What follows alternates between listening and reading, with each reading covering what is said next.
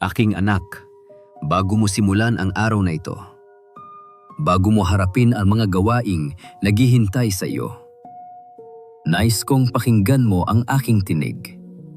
Bago mo pasanin ang mabigat na dalahing tila nakadagan sa iyong dibdib, at bago mo piliting buiin ang iyong sarili para lamang makaraos sa maghapon.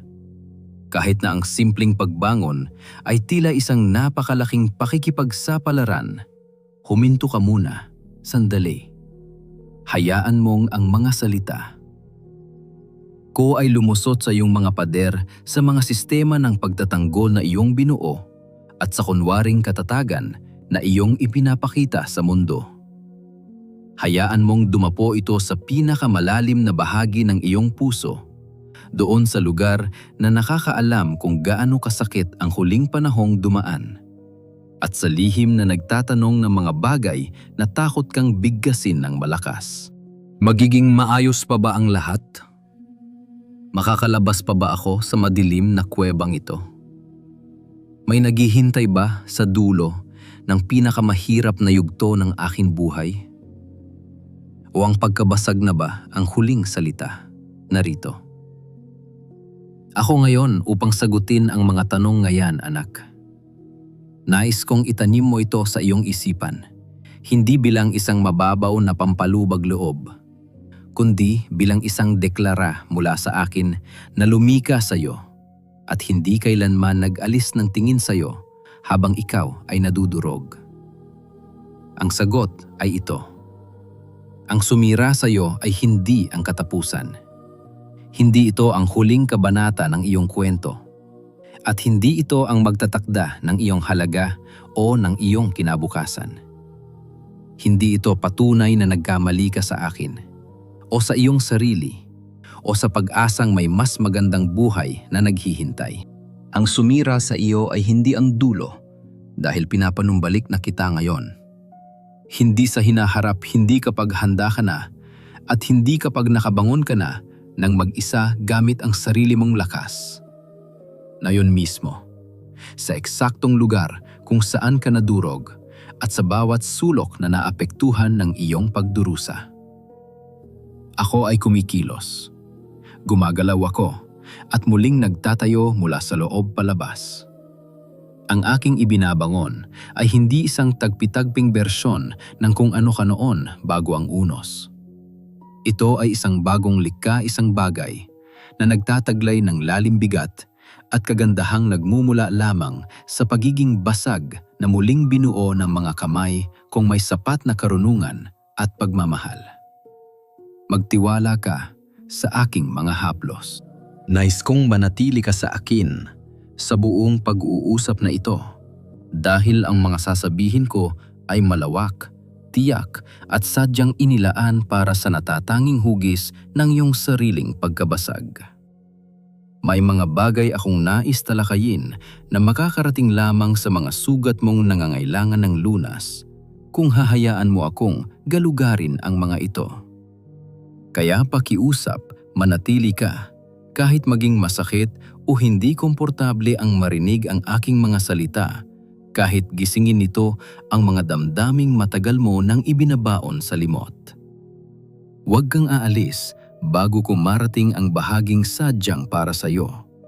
Manatili ka, dahil ang naghihintay sa dulo ng usapang ito ay higit na mahalaga kaysa sa pansamantalang hapdi ng pagharap sa katotohanan. Aking anak nais, ko muna talakayin kung ano nga ba talaga ang pagkabasag. Dahil alam kong may maling pananaw na lalong nagpapabigat sa iyong pasanin. Ang maling paniniwalang ito ay ang pag-iisip na ang pagkabasag ay tanda na may nagawa kang mali na. Kung mas matatag lang sana ang iyong pananampalataya, kung mas maayos lang ang iyong mga naging desisyon, ay hindi sana nangyari ito. Iniisip mo na ito ay parusa o kaya ay kakulangan sa pagtitiwala sa akin. Inakala mo na ang buhay na ganap na sumuko sa akin ay malalayo sa mga mapapait na karanasan. Hindi yan ang katotohanan. Isa itong kasinungalingan na nagpapahirap sa iyo na nagbibigay ng matinding hiya at panunumbat sa sarili na kailanman ay hindi ko nais na pasanin mo. Ang pagkabasag ay hindi patunay ng kabiguan. Sa maraming pagkakataon, ito ay katibayan na nagmahal ka ng lubos, kaya labis kang nasaktan sa pagkawala nito. Patunay ito na naniwala ka ng buong buo, kaya ganoon na lamang ang iyong pagkadismaya nang hindi ito natupad. Ibig sabihin, naging bukas ka, naging tapat ka, at ibinigay mo ang buong puso mo sa iyong buhay, sa iyong mga relasyon, at sa iyong mga pangarap. Kaya nang dumating ang bagyo, ang sugat ay naging totoo at malalim. Mababasag ka lamang ng mga bagay na may halaga sa iyo. Ang lalim ng iyong pagkabasag ay sukat din ng lalim ng iyong pagmamahal, ng iyong pagpupursigi, at ng sigla ng iyong buhay bago dumating ang unos na ito. Ipinagmamalaki ko iyan. Ipinagmamalaki ko ang pag-ibig na nagparupok sa iyo. Iginagalang ko ang pananampalatayang dahilan, kaya masakit ang bawat kabiguan. Pinahahalagahan ko ang lahat ng ibinigay mo na nagdulot ng hindi kayang dalhing pangungulila. Hindi ka nagkamali na mahalin ang iyong mga minahal. Hindi ka nagkamali na maniwala sa iyong mga pinaniwalaan o umasa ng buong puso. Ang kasunod na pagkabasag ay hindi parusa sa mga mabubuting bagay na iyon. Iyon ay ang kapalit ng pagiging totoong buhay sa isang mundong hindi pa lubusang napapanumbalik. At ang kapalit na yan ay lubos kong naunawaan dahil pinili ko ring mamuhay ng ganap at maranasan ang lahat ng ito rito sa lupa. Ang sarili kong pagkabasag na naranasan ko mula sa loob ng pagiging tao sa lahat ng hapdi ng pagkawala, pagdadalamhati at pagkawasak ay hindi rin parusa. Iyon ay ang pinakadalisay na pagpapakita ng pag-ibig. At mula sa pagkawasak na iyon, sumibol ang panunumbalik para sa buong mundo. Gayon din naman mula sa mga sumira sa iyo ay magmumula ang panunumbalik para sa iyo mismo. Para sa tapat na nakikinig sa akin na iyon at para sa partikular na sakit na nagdala sa iyo sa sandaling ito. Ngayon, nais kong pag-usapan natin ang iba't ibang anyo ng pagkabasag. Dahil nais kong abutin ka sa mismong hugis ng iyong dusa. Hindi lang sa pangkalahatang kahulugan, kundi sa iyong sariling kwento ng pagkawala. Maaring ito ay ang pagpanaw ng isang taong sentro ng iyong mundo, ang pagtatapos ng isang kasal na inakala mong panghabang buhay o ang pagkawala ng anak dahil sa sakit, pagkakaiba ng landas o mga desisyong naglayo sa inyo. Marahil ay pagkakaibigang nasira o pagkawala ng katungkulan na doon mo binuo ang iyong pagkakakilanlan. Ang pagkawala ay isa sa pinakamatinding dusa dahil hindi lang nito inaalis ang mahalaga sa iyo. Pinabago nito ang iyong kasalukuyan at ang kinabukasang binuo mo kasama sila. Ang taong naiwan ay kailangan magsimula muli sa mundong nabago ng tuluyan, nang walang mapa, walang kasama, at minsan ay walang dahilan para bumangon sa umaga. Batid ko ang bawat luha mo. Kung ang pagkawala ang nagpabasag sa iyo, lais kong tabihan ka ngayon. Hindi kita mamadaliin. At hindi ako magbibigay ng mga mababaw na paliwanag para lang pawiin agad ang iyong lungkot nang hindi muna iginagalang ang iyong pagdadalamhati. Kailangan muna nating harapin ang sakit. Ang pagkawala ay dapat kilalanin sa kung ano ito talaga. Hindi dapat ito maliitin, palamutin o gawing maagang aral bago pa man maramdaman ang tunay na hapdi. Kaya rito, sa sandaling ito, ikaw at ako ay magkasamang hihinto upang tanggapin na totoo ang iyong pagdurusa. Nararamdaman ko ang bigat na dala mo at hindi kita iiwan mag-isa sa gitna ng iyong pang-ungulila. Iginagalang ko ang bawat patak ng iyong luha. Ang nawala sa iyo ay totoo. Napakahalaga niyon at hindi matatawaran. Ang kawalan nito sa iyong buhay ay isang tunay na espasyong walang laman. Hindi isang guni-guni na dapat itama ng iyong pananampalataya at hindi rin ito kawalan ng pasasalamat na dapat mong ikahiya. Ito ay isang permanenteng sugat sa takbo ng buhay na nakasanayan mo na. Pinahihintulutan kitang maramdaman ang lahat ng yan sa aking piling, nang walang pagmamadali na maging maayos agad ang lahat. At kapag naramdaman mo na ito ng lubos, kapag ang lungkot ay dumaan na sa iyong puso hanggang sa makakaya mo sa ngayon, nais kong pakinggan mo ito. Ang iyong pagkawala ay hindi ang katapusan ng iyong kwento. Ang nawala sa iyo, kahit na ito ay isang taong hindi kailanman mapapalitan o ang pangarap mong kinabukasan na labis mong inasam, ay hindi siyang magtatakda ng mga bagay na darating pa sa iyo. Ang hinaharap mo ay hindi nakatali sa kung anong mayroon ka noon. Ito ay nakasalalay sa kung sino. Ako sa aking kakayahang gumawa ng daan sa gitna ng kawalan at magtayo ng panibagong bukas mula sa mga guho. Totoo ang iyong pagkawala, ngunit totoo rin ang aking panunumbalik. Pareho silang umiiral ng sabay at ako ang humahawak sa dalawang katotohanang ito para sa iyo, hanggang sa kaya mo na silang hawakan ng mag-isa. Para sa iba naman ang pagkabasag ay nagmula sa pagtatraidor ng taong pinagkatiwalaan. Ang pagtatraidor ay may ibang klase ng hapdi dahil nagdadala ito ng matinding gulat. Bago mangyari ang lahat, ang tingin mo sa mundo ay payapa. Kasama ang taong iyon, inakala mong ligtas ka sa piling niya na siya ay sandigan at hindi magiging sanhi ng iyong sugat. Ngunit hindi ka lang nasaktan sa kanyang pag-alis o pandoloko. Nawasak din ang iyong tiwala sa lahat ng bagay. Nagbago ang pananaw mo sa kapayapaan, sa pakikipagkapwa at sa katapatan. Dahil kung nagkamali ka sa taong iyon na inakala mong tapat, saan ka pa nga ba magtitiwala? Sino pa ang maaari mong sandigan sa buhay? Paano mo pa magagawang magtiwala muli sa iba kung ang naging sukli sa katapatan mo ay hapdi at pag-iisa? Ang mga katanungang ito. Aking anak, ang ikalawang yugto ng pagkakabasag na dulot ng pagtataksil sa iyong buhay. Madalas, mas matagal silang manatili at mas naglilimita sa iyo kumpara sa mismong unang sugat ng pagkabigo. Sapagkat ang unang sugat ay naghihilom sa paglipas ng panahon, kahit paano ay nababawasan ang matinding kirot. Ngunit ang mga tanong na yan, ang pagyanig sa pundasyon ng iyong pagtitiwala, ay patuloy na nananatili at humuhubog sa kung paano ka makisalamuha sa iba.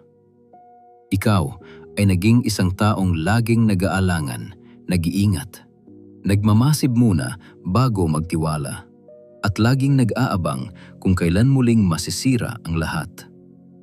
Pinoprotektahan mo ang iyong sarili kahit sa mga ugnayang wala namang banta ng pagtataksil. At ang labis na pag-iingat na ito, bagaman nauunawaan ko, ay may malaking kapalit sa iyo. Naging kapalit nito ang buong karanasan ng tunay na pakikipag-ugnayan, ang malalim na pakiramdam na ikaw ay kilala, at ang pagtanggap ng pag-ibig ng walang pader na pumoprotekta sa iyo laban sa muling pagkabigo. Narito ako upang ibalik ang iyong kakayahang magtiwala, ngunit hindi ang iyong kawalang malay. Ang kawalang malay mo bago ang pagtataksil ay hindi katulad ng malusog na pagtitiwala, at hindi ko layunin na ibalik iyon. Ang nais kong ibalik sa iyo ay ang mapanuring pagtitiwala, isang pagtitiwala na nakasalalay sa malalim na kapanatagan sa akin, na may sapat na lakas upang maging bukas sa mga taong karapat-dapat. Isang pagtitiwala na nakatimo sa aking pag-ibig bilang iyong pundasyon, upang kahit bigiin ka muli ng kapwa mo tao ang iyong kabuuan, ay hindi guguho dahil ako ang iyong sandigan. Ako ang iyong tunay na sandigan at hinding-hindi kita bibiguin. Kailanman ay hindi kita ipinagkanulo. Sa bawat sandali na naramdaman mong wala, ako o tahimik, ako o nagkulang. Ako sa pagprotekta sa iyo, naroon ako. Gumagawa ako sa mga sandaling iyon at ang buong katotohanan ng aking mga ginawa ay magiging malinaw sa iyo habang lumalalim ang iyong paggaling. Para sa ilan sa inyo, ang pagkakabasag ay nagmula sa sarili ninyong kabiguan. Hindi dahil sa ginawa ng iba sa inyo, kundi dahil sa sarili ninyong desisyon. Ang sandaling nabigo kang maging ang taong alam mong dapat ay ikaw, ang mga bagay na ginawa mo o hindi mo ginawa na nag-iwan ng mga kahihinatnan na hanggang ngayon ay pasan-pasan mo pa rin sa iyong buhay. At ang ganitong uri ng pagkakabasag ay may kakaibang bigat dahil kasabay nito ang pag-uusig sa iyong sarili.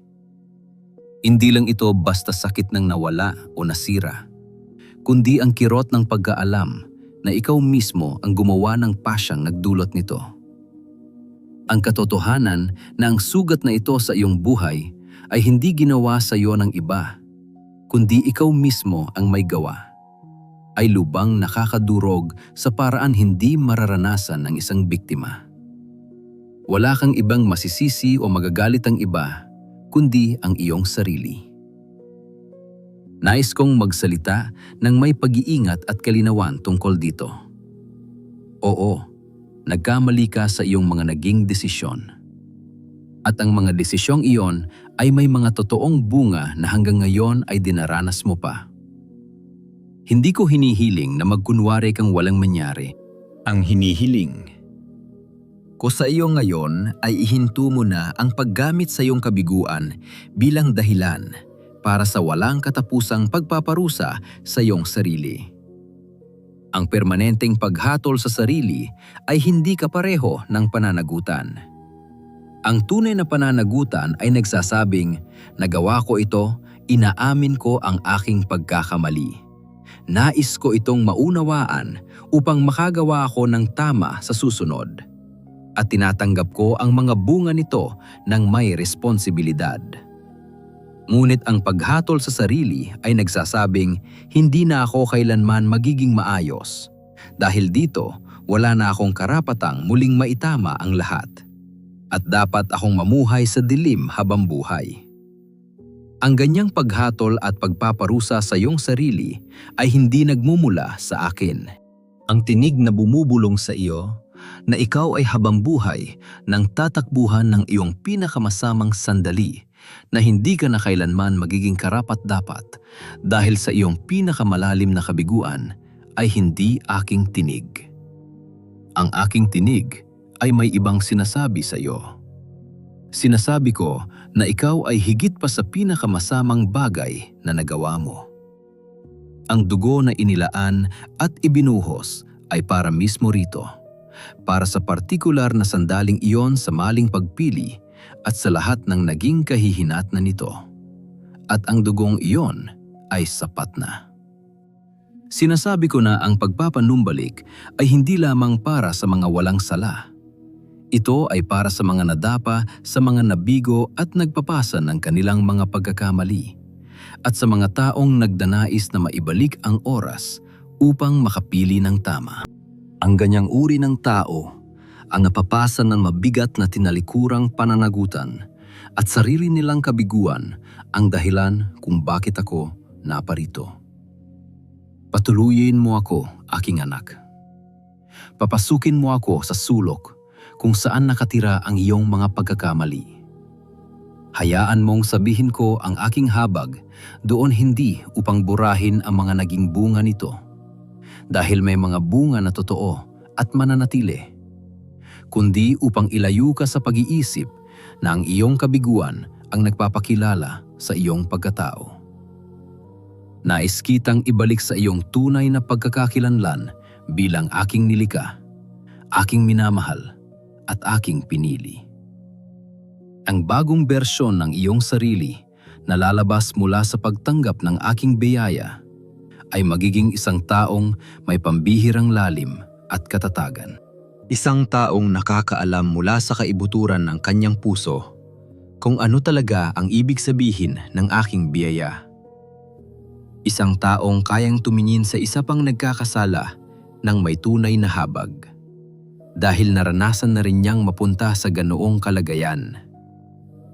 Ang iyong kabiguan, kapag ito ay pinagaling ko na, ay magiging isa sa iyong pinakamalaking regalo sa mundong ito.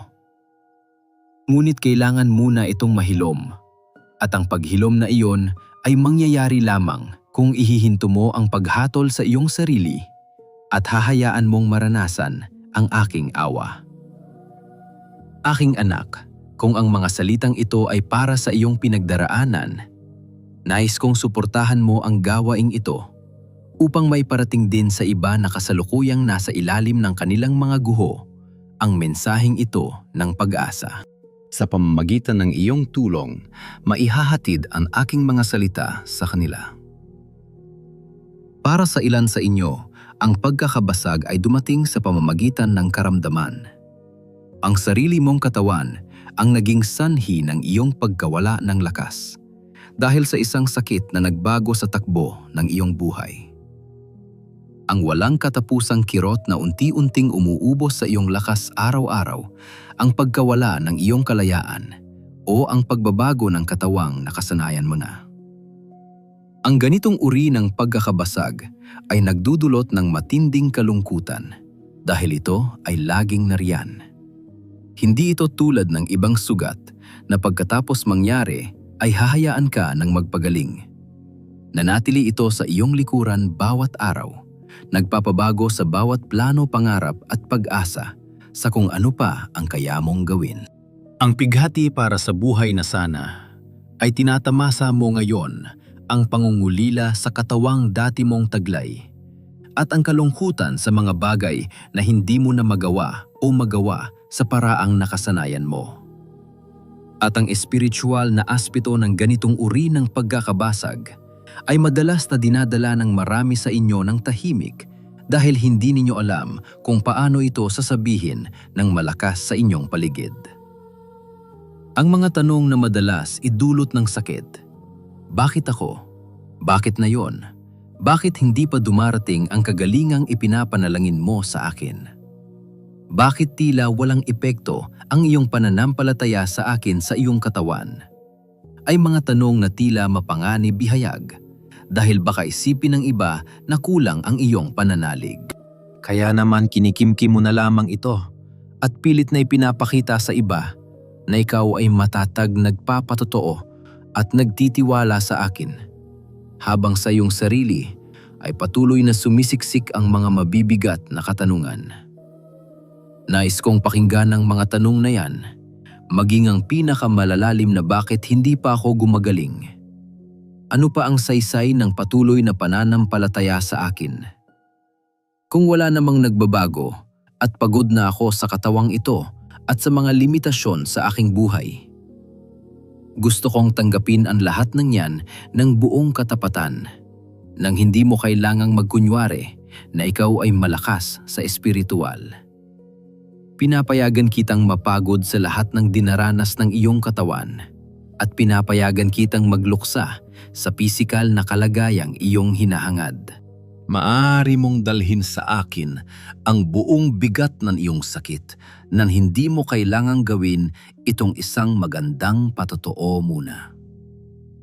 At may nais akong sabihin tungkol sa pagpapagaling na kailangan mong pakinggan ng buong puso nang hindi mo muna binibigyan ng sarili mong pakahulugan. Ako ay nagpapagaling. Ako pa rin ang Diyos na nagpapagaling sa iyo. Ang kalusugang ipinapanalangin mo ay hindi mahirap para sa akin at ang aking katahimikan sa ngayon ay hindi nangangahulugang tinatanggihan kita.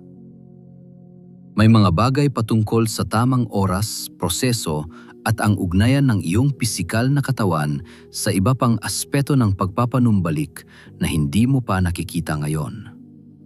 Ngunit kahit sa mga panahong hindi pa dumarating ang kagalingan, may ginagawa ako sa iyo. Nangyayari ito sa iyong kalooban, sa lalim habag at kakayahang umunawa na ibinubunga ng paghihirap sa mga taong hindi hinahayaang sumara ang kanilang puso. Nangyayari ito sa iyong espiritual na buhay, sa mas malalim na pakikipag-ugnayang sa akin na nabubuo sa gitna ng matitinding pagsubok. Patuloy itong mangyayari sa lahat ng aspeto dahil ako ang Diyos ng pagpapanumbalik sa bawat kahulugan ng salita, hindi lamang sa pisikal na paraan. At para sa ilan sa inyo, ang pagkakabasag ay dumating sa pamamagitan ng pagbagsak ng inyong pananalapi ang pagkawala ng inyong pinaghirapan, ng inyong itinayo, at ng mga bagay na nagbigay sa inyo ng katatagan, seguridad at tiwala, na sapat ang inyong naibibigay para sa inyong pamilya. Ang kahihiyang dulot ng pagkawala ng kayamanan sa mundong ito, isang kulturang madalas na sumusukat sa halaga ng tao base sa kanyang bulsa, ay isang napakasakit at hindi gaanong nauunawa ang uri ng pagkawasak ng pagkatao. Alam ko ang bigat ng hiya dahil sa kawalan ang takot sa kung ano ang dala ng bukas at ang matinding lungkot sa mga naudlot na pangarap na umasa lamang sa mga materyal na bagay na ngayoy naglaho na. Nakikita ko ang mga relasyong nag-away at nasira dahil sa kakapusan at ang pagkakakilanlan mong gumuho kasabay ng iyong mga naabot. Nais kong kausapin ka ngayon at pawiin ang hiya ng iyong pagkagipit sa panangalapi dahil ang hiyang ito ay napakatindi, napakatagal mawala at unti-unti kang inilalayo sa iba. Maaring na ibahagi mo sa iba ang ibang uri ng iyong kabiguan. Ngunit ang pagbagsak ng iyong kabuhayan ay pinipili mong ilihim dahil para sa iyo, patunay ito ng iyong kakulangan sa mata ng mundong mapanghusga. Kaya naman mag-isa mo itong dinadala, nagkukunwaring maayos ang lahat sa labas, habang ang loob mo ay sumisigaw sa takot-lungkot at sa walang katapusang tanong kung ano na ang mangyayari sa iyo. Dinggin mo ang aking tinig. Ang susunod na kabanata ay ang aking pagkakaloob. Ako mismo ang kikilos upang muling itayo ang iyong buhay. Hindi man ito babalik sa dating anyo o sa dating balanse ng iyong salapi. Ngunit dadaloy ang aking walang hanggang kayamanan sa isang buhay na ganap na sumusuko sa aking paggabay. Saksi ako at kasama ng aking bayan sa gitna ng matinding kahirapan noon pa man. Pinakain ko sila sa disyerto, naglaan ako ng tulong mula sa mga paraang walang lohikal na paliwanag. At nagbukas ako ng mga pinto na tila imposibleng mabuksan kailanman. Narito ako sa gitna ng iyong kasalukuyang kagipitan, hindi upang magbigay ng mabilisang lunas na lalampas sa mga aral na dapat mong matutunan sa panahong ito, kundi upang gumawa kasama mo. Ituturo ko sa iyo ang bawat hakbang na dapat mong gawin. Maglalaan ako ng mga biyaya sa paraang akma sa panahong ito. At gagabayan kita patungo sa katatagan at kasaganaang nakalaan para sa iyo. Huwag kang mahiya sa iyong kinalalagyan na iyon. Ang pagkabasag mong ito ay hindi patunay na wala kang halaga sa akin. Isa lamang itong pagsubok at ang mga sugat na ito ay bahagi ng isang mundong kasalukuyan ko pang ibinabalik sa kaayusan at kasama mo ako sa bawat sandali nito. Para sa ilan sa inyo, ang pagkabasag ay dinala ng mga nadurog na pangarap. Ang malilinaw at tiyak na pangitain na inakala ninyong galing sa akin ay tila hindi nagkatotoo.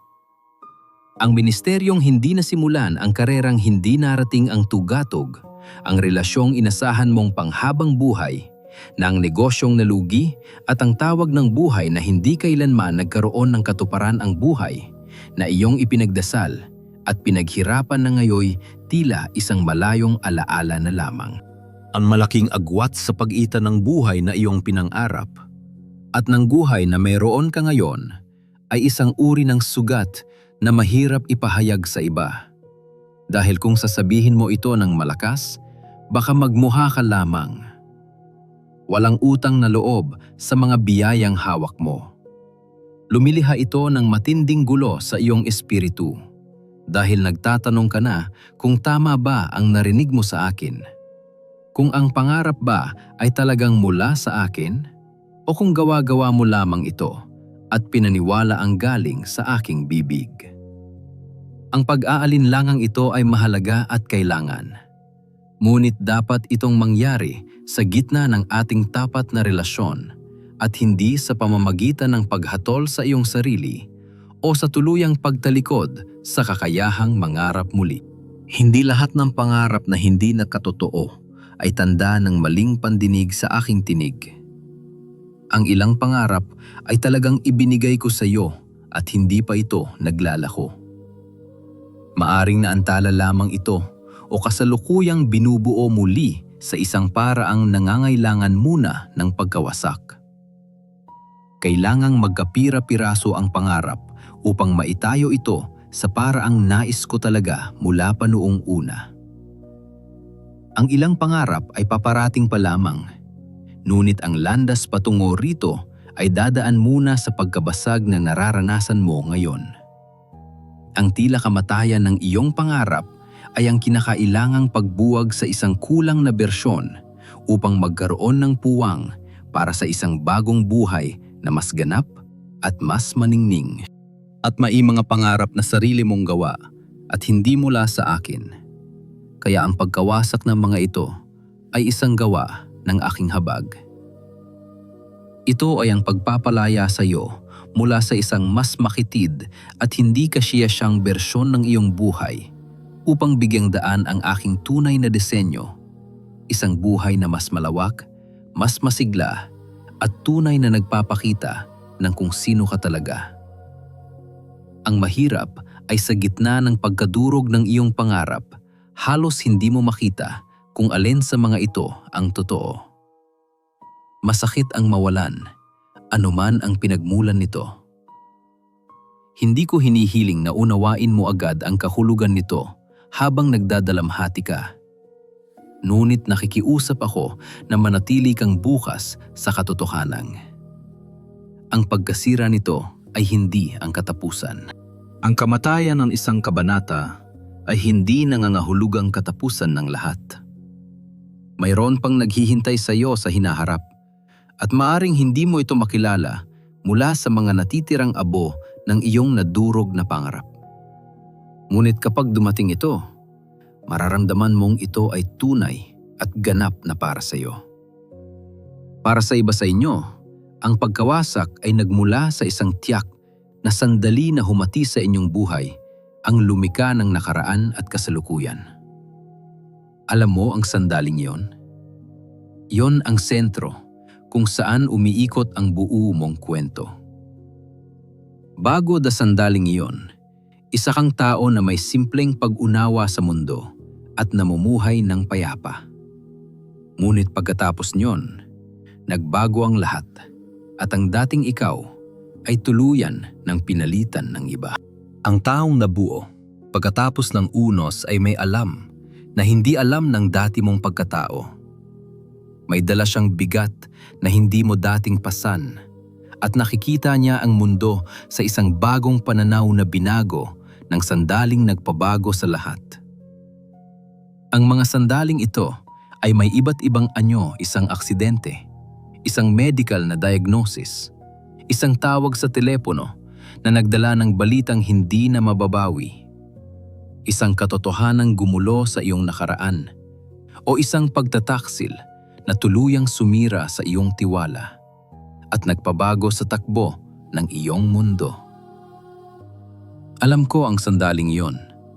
Kilala ko ng lubos ang bawat isa sa inyo na may dalang ganyang sugat at nakikita ko ang bawat luha na inyong lihim na iniiyak hanggang ngayon.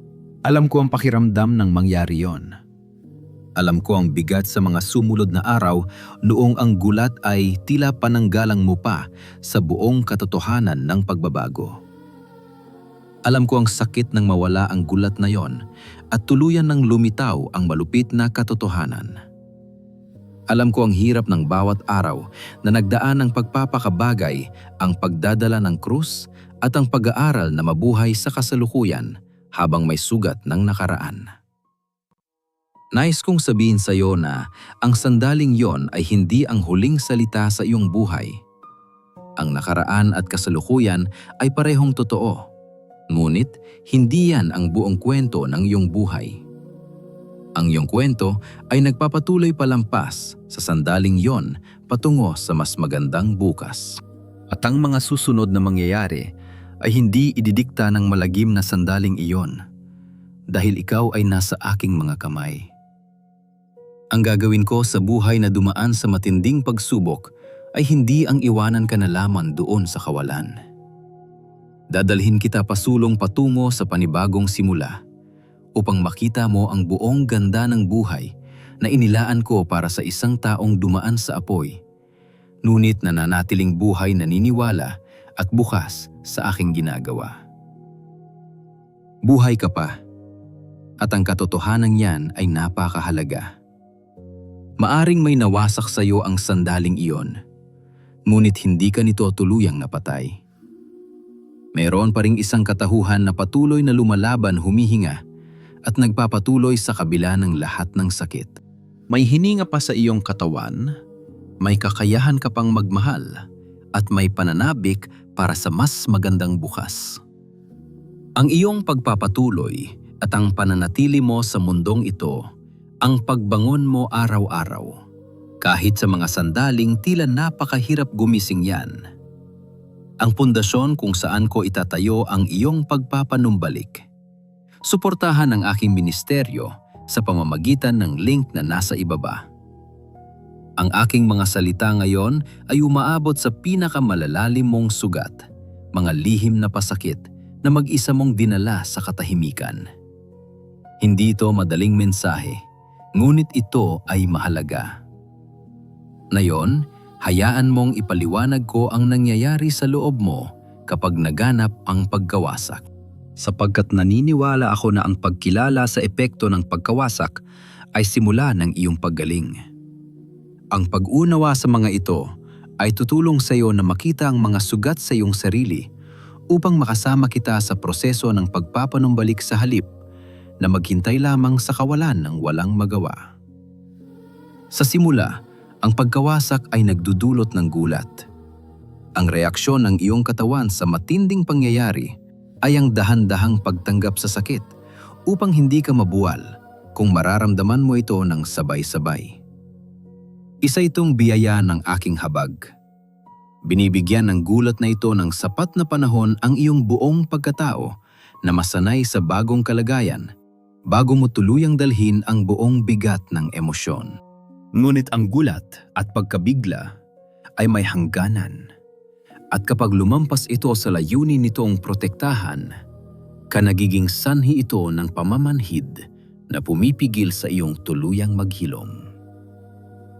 Kapag nanatili ang gulat na ito, ang sakit ay hindi nawawala, kundi naghihintay lamang sa ilalim, pansamantalang naantala, ngunit hindi natunaw. Naroroon pa rin kahit mukha kang maayos at kalmado sa panlabas. Kung dumaan ka sa ganitong pamamanhid dahil sa sumira sa iyo, kung nagpapatuloy ka lang sa buhay nang walang tunay na nararamdaman, o kung ikinukento mo ang iyong pinagdaanan ng walang emosyon na tila isang kawalan ng pakiramdam kaysa sa tunay na kapayapaan, alamin mo na ang pamamanhid na yan ay hindi tanda na ikaw ay magaling na. Ito ay patunay na hindi pa nagsisimula ang iyong paggaling.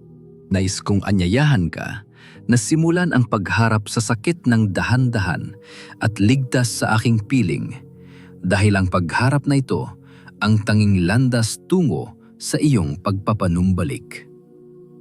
Kailangan mong maramdaman ang sakit upang masuri natin ang sugat. At kailangan masuri ang sugat upang magsimula ang paggaling. At ang paggaling ay kailangang maging totoo, hindi lamang palabas. Ang pagkabasag ay sumisira sa iyong pagkakakilanlan, lalo na kung ang nawala ay ang mismong bagay na nagbibigay kahulugan sa iyo bilang asawa, magulang, matagumpay, malusog, o taong may matibay na pananampalataya. Kapag nawasak ang mga ito, gumuho rin ang pagkataong binuo mo sa paligid dito. Ngayon, hindi mo na alam kung sino ka talaga. Hindi na gumagana ang lumang ikaw at ang bago ay hindi pa nabubuo. Nasa gitna ka ngayon ng kawalan, isang pansamantalang puwang kung saan ang lumang ikaw ay tuluyan ng nawala. Ngunit ang bagong pagkatao ay hindi pa lubos na nabubuo. Ang puwang na ito ay nakakalito at nakakapanghina. Hindi ito komportable. Pakiramdam mo ay wala kang sariling tahanan sa loob ng iyong puso.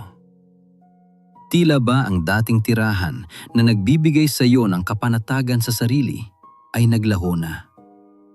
Ang pagkalitong ito sa iyong pagkatao ang isa sa mga pinakamahirap na bahagi ng pagkabasag na madalas ay hindi napapansin ng iba. Kaya naman ang proseso ng pagbangon ay tila napakahaba at napakahirap tahakin. Hindi lang ito dahil sa sakit ng partikular na pagkawala, kundi dahil kailangan mong muling buuin ang buong pagkatao mo nang wala ang mga bagay na dating nagpapatatag sa iyo. Ang gawain nito ng muling pagbuo sa iyong pagkakakilanlan ay malalim, mabagal at hindi maaring madaliin. Ngunit nais ko itong gawin kasama ka. Sapagat ang pagkataong lilitaw mula sa muling pagbuong ito kapag ginawa natin ito ng magkasama at hinarap ng buong tapat ang mga bagay na ibinunyag ng iyong pagkabasag, ay mas matatag, mas totoo, at mas malalim kaysa sa pagkatao mo bago ka nasugatan. Hindi na ito nakasalalay sa mga nagawa mo sa mga ari-arian mo o sa papel na ginagampanan mo sa mundo. Ito ay nakatayo sa kung sino ka sa aking piling. At ang pundasyong yan ay hindi kailanman magigiba, hindi tulad ng mga naunang bagay na nawasak sa iyo. Ang pagkabasag na ito ay magdadala ng pagbabago sa iyong ugnayan sa pag-asa. Ito ang isa sa pinakamalalim at pinakamasakit na epekto ng iyong pagkakadurog. Ang pag-asa ay hindi lamang isang simpleng bahagi ng buhay ng tao, kundi ito ang pinakapundasyon nito. Ito ang kakayahang tumanaw sa hinaharap at maniwala na ang darating ay mas mabuti kaysa sa kasalukuyan. Ito ang lakas na nagpapatatag sa iyo ang pinagmumulan ng iyong sigla at ang dahilan kung bakit ka bumabangon sa umaga kapag tila walang saysay ang gising mo. Ngunit kapag napakatindi ng pagkabasag, lalo na kung ang nawala ay ang bagay na matagal mo nang inasam at ipinagdasal ng buong puso, maging ang mismong pag-asa mo ay maaaring mabasag kasabay ng bagay na iyong inaasahan. Batid ko ang pait ng sandaling iyon. Ito ang tinatawag kong sugat ng pag-asa. Ito ang partikular na pinsala sa iyong kakayahang umasa na nangyayari kapag nagtiwala ka ng buo, ngunit nawasak dahil hindi dumating o biglang inagaw ang iyong pinakaaasam. Ang taong may ganitong sugat ay madalas magmukhang okay sa paningin ng iba dahil tila natanggap na niya ang sitwasyon. Ibinaba na niya ang kanyang mga pangarap sa mas ligtas na antas. Hindi na niya pinahihintulutan ang sarili na mangarap ng malalim o magtiwala ng lubos upang hindi na muling masaktan. Kinokontrol na lang niya ang pag-asa tulad ng pag-iingat sa isang mapanganib na bagay. Ngunit ang kontroladong pag-asa ay iba sa buhay na pag-asa. Ang buhay na pag-asa ay tumatanaw pa rin kahit walang kasiguruhan. Naniniwala ito sa mabuti at totoong bagay na talagang hinahangad ng iyong puso Kahit alam mong maaring hindi ito dumating, ngunit pinipili mo pa ring magtiwala. Hindi ito kapangahasan o kawalan ng pag-iisip. Ito ay ang pagtangging hayaan ang mga kabiguan ng nakaraan na maging huling salita sa iyong hinaharap. Ito ang pangunahing bagay na ninakaw ng iyong pagkabasag at ako ay nangangakong ibabalik ito sa iyo. Ibabalik ko ang iyong kakayahang umasa, anak ko. Hindi ang dating simpleng pag-asa na walang alam sa panganib, kundi ang isang matatag subok sa laban at mulat na pag-asa ng isang taong dumaan sa apoy, ngunit pinili pa ring magtiwala. Isang pag-asa na alam ang sakit ng kabiguan, ngunit nagpapatuloy pa rin. Isang pag-asa na nakaranas ng pinakamalalang sitwasyon at natuklasang naroroon ako sa gitna nito, kaya ngayon ay handa nang magtiwala muli mula sa pundasyong iyon. Ang ganyang pag-asa ay mas makapangyarihan kaysa sa mayroon ka bago ang iyong pagkabasag. Mas mayaman ito, mas nagpapatatag at mas may kakayahang magtiis dahil nasubok na ito sa apoy at hindi natunaw. Muli ko itong itinatalaga sa iyo ngayon. Hindi lang sa pamamagitan ng mga salita, kundi sa patuloy na pagpapadama ng aking katapatan sa maliliit na bahagi ng iyong araw-araw na buhay. Mararamdaman mo ito sa biglaang pagbabago ng takbo ng mga bagay sa mga pangarap na muling sumisibol habang lumalalim ang iyong paggaling at sa mga patunay na ang iyong bukas ay hindi ang wakas na kinatakutan mo. Masdan mo ang mga patunay sa paligid mo. Naroroon ang mga ito kahit sa pinakamahirap na panahon pagkatapos ng iyong pagkabasag. Ang umaga na mas madaling harapin kaysa kahapon, ang mga hindi inaasahang tulong na dumating ang pakikipag-usap na nagbigay sa iyo ng liwanag, at ang mga panalangin na sinagot ko, hindi man sa parang gusto mo, kundi sa parang totoo at kailangan mo. Ang maliliit na bagay na madaling baliwalain ay ang mga tanda ng aking patuloy na pagkilos sa iyong buhay. Kahit sa mga sandaling pakiramdam mo ay tuluyan na kitang iniwan. Naroon ako tahimik na gumagabay sa iyo, nag-aabang sa bawat hakbang mo upang hindi ka tuluyang mabuwal sa dilim. Ipunin mo ang mga patunay na ito dahil ang mga ito ang pundasyon ng muling binuong pag-asa. At ang pag-asang ito ang magpapatakbo sa iyong buong pagpapanumbalik. Ngayon, hayaan mong ipahayag ko ang aking kalikasan bilang tagapagdala ng panunumbalik. Nais kong maunawaan mo kung sino ang kausap mo kapag sinasabi kong ibabalik ko ang lahat ng nawala sa iyo. Hindi ito pangkalahatang pampalubag, loob lamang mula sa isang Diyos na walang kibo. Ito ay isang tiyak na deklarasyon mula sa akin na nag-imbento ng pagpapanumbalik na gumawa nitong pundasyon ng aking pakikipag-ugnayan sa mundo at sa tao. Hindi ako Diyos ng pang-alaga lamang, kundi Diyos ng katubusan. May malaking pagkakaiba rito. Ang isang Diyos ng pangangalaga ay hahadlang lamang sa pagkabasag ng mga bagay sa simula pa lang. Ngunit bilang Diyos ng katubusan ako, ay pumapasok sa mismong pusod ng nawasak na bagay upang gumawa ng isang bagay na higit pa sa simpleng pagkumpuni. Binabago ko ang basag upang maging ganap na bago, gamit ang mismong pagkakadurog bilang sangkap sa paglikha ng isang bagay na hindi sana iiral kung walang naganap na pagkawasak. Ang krus ang pinakadakilang halimbawa nito. Ang pinakamasakit na pangyayari sa kasaysayan, ang kamatayan ng aking anak ang naging daan upang mailigtas ang mundo. Ang pagkabasag na iyon ay hindi isang aksidente, kundi ang mismong paraan ng pinakadakilang pagliligtas. At kung paano ko ito ginawa sa buong sansinukob, ganoon din ang gagawin ko sa iyong personal na buhay ngayon. Ang pagkabasag mo ay hindi isang maling daan na kailangan kong iwasan. Sa aking mga kamay ito ay magiging materyales para sa isang bagay na kahanga-hanga. Hindi ibig sabihin nito na mabuti ang mismong pagkabasag mo. Hindi ko sinasabi na ang bagay na sumira sa iyo ay ninais o idinisenyo ko. Ang sakit, kabiguan at kataksilan ay hindi ko nais para sa iyo, kundi bahagi lamang ng mundong kasalukuyan ko pang pinapabuti. Subalit tandaan mo ito, ang lahat ng hindi ko idinisenyo ay maaari ko pa ring gamitin sa aking mga kamay para sa aking dakilang layunin sa iyo.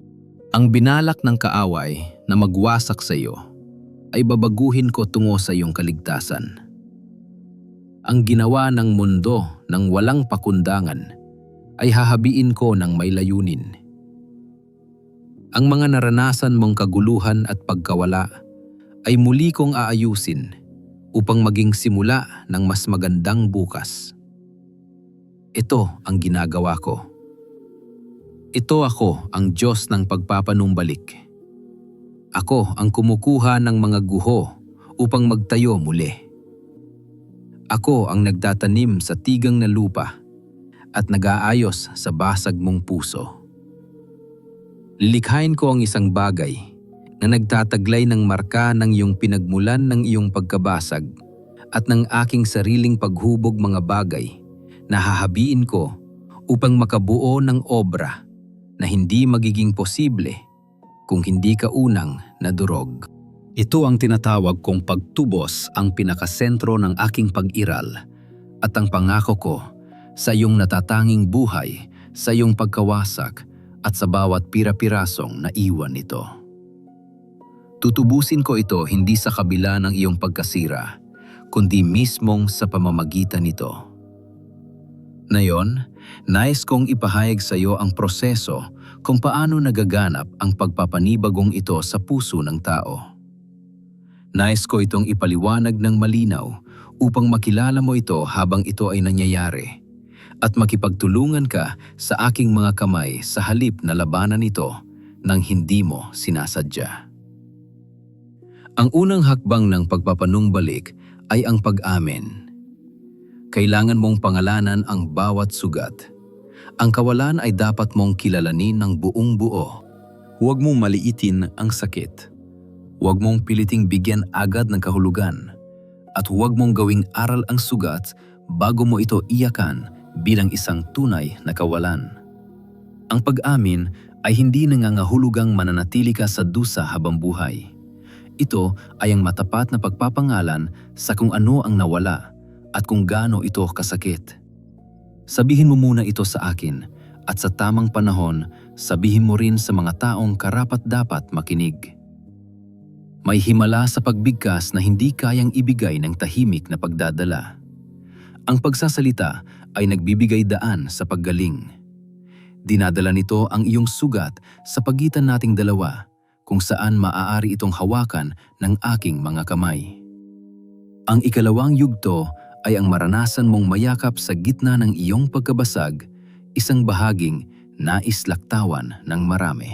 Nais nilang magmadali ang lumipat agad mula sa pag-amin patungo sa mabilis na pagtatayo muli. Ngunit ang maranasan mong mayakap sa iyong pagkasira, ang dalhin ang buong bigat ng iyong pagkawasak at matuklas ang kaya ko, itong kargahin ng hindi ako lumalayo o nanghingimi sa tindi ng iyong hapdi, ay napakahalaga. Dito mo mapapatunayan na ang aking presensya ay tunay, mainit at totoo sa mismong lugar ng iyong pagkabasag. Ang karanasang ito ang pundasyon ng lahat ng susunod dahil ito ang muling nagpapatibay ng iyong tiwala sa akin. At tandaan mo, kailanman ay hindi ka makapagtatayo ng matatag na bukas sa ibabaw ng isang pundasyong hindi mo pa napatutunayang matatag at mapagkakatiwalaan. Kung nagmadali kang bumangon at nagtayo muli nang hindi muna nagpayakap sa akin sa gitna ng iyong pagkasira, mapapansin mong mabuhay ang iyong ginagawa. Hindi dahil may mali sa iyong pagsisikap, kundi dahil hindi ganap na nailatag ang pundasyon. Ang tiwala ay hindi pa buong nabubuo. At ang mga bagay na itinayo mo pagkatapos ng bagyo ay nakatayo sa lupang may bitak pa ng hindi pa nagagamot na sugat. Hindi pa huli ang lahat upang bumalik sa aking yakap habang ikaw ay duguan. Narito pa rin ako. Ang aking mga bisig ay nananatiling bukas para sa iyo. Ang pagdaan sa yugtong ito, kahit nakapagsimula ka ng magtayo, ay hindi magpapagiba sa iyong nasimulan. Sa halip, lalo nitong patitibayin ang lahat dahil bibigyan nito ang iyong buhay ng pundasyong matagal nang nawawala. Ang ikatlong yugto ay ang pagpapakawala sa mga bagay na hindi mo na maaring dalhin sa iyong pagpapanumbalik.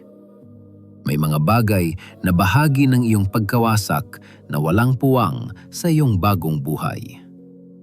Ang pait na dating nagpoprotekta sa iyong sugat, ang mga maling kwentong binuo mo tungkol sa iyong sarili o tungkol sa akin sa gitna ng dilim, at ang pagkakakilanlang binuo mo sa paligid ng iyong pagdurusa na bagaman nakatulong sa iyo upang makaligtas noon ay pipigil naman ngayon sa ganap mong paglaya. Kasama rito ang mga ugnayang nabuo lamang dahil sa magkaparehong sakit at walang puwang para sa magkasamang pag-unlad. Ang pagpapakawala sa mga ito ay hindi madali. Para sa iyo, parang naging bahagi na sila ng iyong pagkatao. Ang ilan sa mga ito ay parang panangga na hindi mo pa kayang bitawan at hindi kita pipiliting pakawalan ang mga ito. Sa halip, aanyayahan kita. Ipakikita ko sa iyo kung anong ganda ang maaari kong itayo sa espasyong maiiwan ng iyong pagbitaw. At habang nakikita mo ito, habang ang pangitain ng aking pagpapanumbalik ay nagiging mas malinaw, mas maganda, at mas totoo, ang pagpapakawala ay magiging isang malayang pasya mo, hindi isang sakripisyong pilit na hiningi sa iyo. Ang ikaapat na yugto ay ang pagsibol ng bago. Ito ang pinakamahirap ilarawan dahil sa katunayan ito ay isang bagay na hindi pa umiiral noon. Isang bagay na hindi mo man lang lubos na nagguni-guni noong ikaw ay lugmok pa at sugatan sa kawalan. Ito ang bagong bersyon ng iyong sarili, ang ikaw, Na dumaan sa lahat ng ito, ngunit hindi nawasak. At ngayon ay nagpapatuloy ng may lalim at kakayahang mabuhay na hindi mo taglay noon. Ito ang bagong direksyon. Ang tawag, ang tanging kontribusyon na tanging ang dumaan sa ganitong pagkabasag at pagpapanumbalik ang makapagbibigay. Ito ang mga bagong ugnayan sa mga taong maaakit sa katapatan ng isang pusong dumaan sa pagsubok. Ngunit lumabas na buo pa rin ang pananampalataya, pagmamahal at pagnanais na mabuhay. Ito ang bagong karanasan sa aking piling. Ang lapit na nabubuo lamang sa apoy. Ang pagkakilalang nagmumula sa pagdaan sa dilim at pagtuklas na hindi ito ang dulo ng iyong kwento. nangyayari na ito ngayon kahit hindi mo pa nakikita ng malinaw. Ang mga binhi nito ay naitanim na sa mismong sandali ng iyong pagkawasak. Lumaki sila sa ilalim ng lupa ng iyong pagdurusa sa dilim. Kung paano lumalago ang mga bagay bago sila sumibol sa ibabaw. At parating na sila. Ang bagong bersyon mo ay parating na. Hindi ito bersyon na nagpapanggap na walang nangyaring pagkawasak. Laging dala nito ang mga marka ng sugat tulad ng lahat ng bagay na aking ipinanumbalik. Ngunit, dadalhin mo ang mga markang ito bilang isang uri ng kagandahan sa halip. Nakahihiyan isang patotoo sa halip na hatol ng pagkatalo. Isang tanda ng lalim sa halip na pinsala o kasiraan sa iyong pagkatao. Suportahan mo ang gawaing ito sa pamamagitan ng link na nasa ibaba. Tayo ay nasa gitna ng isang sagradong pag-uusap dito. Isang pag-uusap tungkol sa pinakamalalim na pagkawasak at ang pinakadakilang uri ng pagpapanumbalik. Ang iyong suporta ang nagdadala ng aking salita sa iba pa. Ngayon, aking anak, hayaan mong sabihin ko sa iyo ang tungkol sa mga marka ng iyong pagkawasak. Sinabi ko na, ang bersyong aking ipinanumbalik ay nagtataglay ng mga markang ito bilang isang uri ng kagandahan. Nais ko itong ipaliwanag dahil baka hindi pa ito pamilyar sa iyo. May sinaunang sining sa Hapon na tinatawag na kintsugi. Kapag ang isang sisidlan ay nabasag, hindi ito itinapon o inaayos upang magmukhang bago. Sa halip ang mga basag na piraso ay muling pinagsasama gamit ang ginto upang ang mga guhit ng pagkabasag ay maging makinan na ginto na dumadaloy sa buong sisidlan. Itinatampok nito ang mga bahaging nasira sa halip na itago ang mga ito. At ang sisidlang na ayos ay itinuturing na mas maganda kaysa noong bago ito mabasag. Hindi sa kabila ng pagkabasag, kundi dahil mismo rito. Ang ginto sa mga bitak ay hindi lamang dagdag na palamute, kundi patunay ng kasaysayan katatagan at muling pagkabuo nito. At ang patunay na iyon ang nagpapabukod tangi at nagpapakita na dumaan ito sa pagsubok at nagtagumpay. Ito ang ginagawa ko sa buhay ng tao. Ang mga marka na nagwasak sa iyo ay hindi mga pilat na dapat mong itago. Hindi sila patunay ng iyong kabiguan, pinsala o kakulangan. Ang mga bitak na yan, ang mga lugar kung saan ibinubuhos ko. Ang aking ginto ang bahagi, kung saan mas nakikita ang aking pagpapanumbalik. Ang mga lugar kung saan kapag may tumingin sa iyong buhay, makikita nilang may pambihirang nangyari rito. Hindi lamang ang pagkawasak, kundi ang muling pagtatayo. At ang ginto sa mga bitak ng iyong kwento ay ang natatanging kagandahang nagmumula lamang sa pagkabasag at pagpapanumbalik. Ito ay walang katulad, hindi mauulit at iyo lamang. Dadalhin mo ang mga markang ito pasulong sa iyong bagong buhay, sa mga darating na ugnayan at sa mga pag-uusap na mahalaga. At ang mga markang ito ay hindi magpapababa sa iyong halaga. Sa halip palalakihin, pa nga nito ang iyong halaga. Dahil ang mga taong higit na nangangailangan ng iyong dala ay ang mga taong sugatan din na naghahanap ng patunay na ang pagkawasak ay hindi ang huling yugto. Kailangan nilang makita ang ginto sa mga bitak ng iba bago sila maniwala na ang sarili nilang mga bitak ay maaari ding magningning sa ginto. At ikaw ang magiging patunay na iyon para sa kanila. Ang iyong pinanariwang buhay na hindi nagkakaila sa pagkawasak, kundi nagpakita ng tunay na pagbangon at muling pagkabuo, ay magiging pinakamakapangyarihang patotoo na makikita ng mga tao sa iyong paligid. Ito ang dakilang layunin na naghihintay sa iyo sa kabilang panig ng iyong pagkabasag. Hindi sa kabila ng iyong pagkasira, kundi sa pamamagitan nito.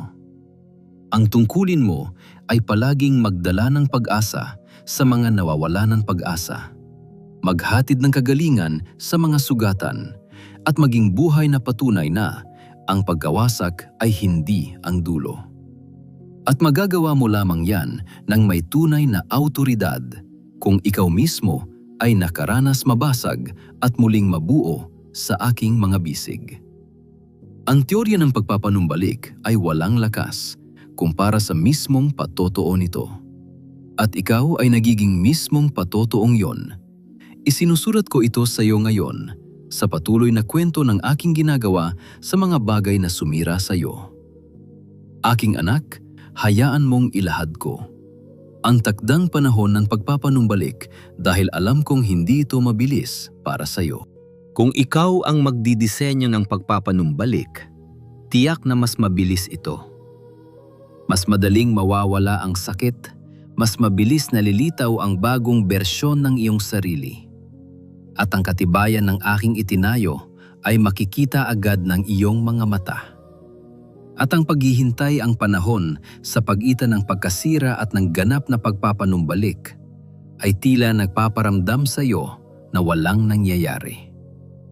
Tila nagpaparamdam na kinalimutan na kita, o baka nga ang pagkawasak na ito ang dulo ng lahat. Dahil kung may darating na pagpapanumbalik, dapat sana ay mas nakikita na ito ngayon. Nais kong harapin ang tanong mo sa tagdang panahon ng may katapatan. Oo, ang aking pagpapanumbalik ay nangangailangan ng panahon. Ang malalim tunay at buong pagpapanumbalik sa isang buhay na lubang nawasak ay nangangailangan ng mas mahabang panahon kaysa sa inaasahan ng marami at higit sa kayang ibigay ng tao. Anak, hindi dahil mabagal ako. Nangyayari ito dahil ang gawaing ginagawa ko sa iyo ay napakalalim at ang malalim na sining ay humihingi ng sapat na oras. Hindi lamang ang sugat sa ibabaw ang gagamutin ko. Gumagawa ako sa pinakailalim ng iyong tunay na pagkatao, sa iyong pagkakakilanlan, sa iyong mga paniniwala, sa bawat bakas ng trauma sa iyong katawan, at sa espiritual na bahagi na winasak ng iyong kabiguan. Sabay-sabay kong inaayos ang lahat ng ito ng may katapatan upang ang iyong paggaling ay maging ganap at walang maiwang kulang. Sinasadya ko ring sundin ang natataming pagkakasunod-sunod na kailangan para sa iyong sariling paggaling. May mga bagay na hindi ko maaring itayong muli hanggat hindi mo pagganap na naiiyak at nailuluksa ang mga nawala. May mga kakayahan na hindi maibabalik hanggat hindi natitibag ang mga kasinungalingang itinanim ng iyong pagkawasak. May mga relasyon na hindi magiging masagana hanggat hindi naghihilom ang sugat na pumipigil sa iyo na maging tapat at bukas. Mahalaga ang bawat hakbang at tinututukan ko ito. Hindi ako basta-basta nagpapagaling ng walang plano. Nilalakbay ko ang iyong puso ng may katumpakan at pag-aaruga dahil ako ang lumika sa bawat bahagi nito at alam ko kung ano ang dapat unahin.